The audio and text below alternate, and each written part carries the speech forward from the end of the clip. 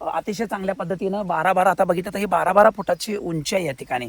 आता माझीच या ठिकाणी जर उंची बघितली तर या ठिकाणी इथं 5-5.5 फूट इथं धरा आणि वरती अजून जर बघितलं तर अजून 5.5 ते 6 फूट वरती आहे. म्हणजे जवळजवळ 11 ते 12 फूट उंचीचा हा चारा आहे. हे 4G नेपियर आहे. ह्याला 2 सरीतलं जे अंतर आहे, आता मी तुम्हाला दाखवतो. ह्या 2 सरीतलं जे अंतर आहे, ही सरी आणि ही सरी, तर याच्यामध्ये 5 फुटाचं अंतर आहे. याच्यामध्ये ट्रॅक्टर सुद्धा अगदी व्यवस्थित मशागतीसाठी या ठिकाणी तुम्ही बघा अगदी व्यवस्थित आणि तणाचा मोड पण नाही याच्यामध्ये. म्हणजे इतकं व्यवस्थापन आपण चांगलं केलेलं आहे. जरा हे खादाड पीक आहे.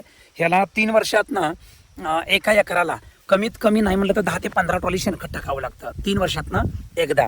15 ट्रॉली जर शेणखत टाकलं तर प्रचंड, म्हणजे एका कापणीला आता हे 40 टन ॲव्हरेज मिळतं. 40 टन अशा वर्षातनं याच्या 4 कापण्या होतात. फक्त हे काय होतं, ह्याच्यामध्ये प्रोटीन आहेत. ह्याच्यामध्ये जवळजवळ 10 ते 12% आहेत. ह्याच्यामध्ये शुष्क पदार्थ पण अगदी व्यवस्थित आहेत. 20 ते 22% आता हे आमचं 80 दिवसाच्या वर गेलेलं आहे. तर याच्यामध्ये शुष्क पदार्थ जवळजवळ 25% जाऊ शकतं. पाण्याचं प्रमाण कमी होऊ शकतं. म्हणजे 10 किलोच्या चाऱ्यामध्ये 2.5 किलो सुका चारा आपल्याला याच्यातनं उपलब्ध होऊ शकतो. ह्याला कूस नाही आणि हे जनावराला खायला अपायकारक अजिबातच नाही.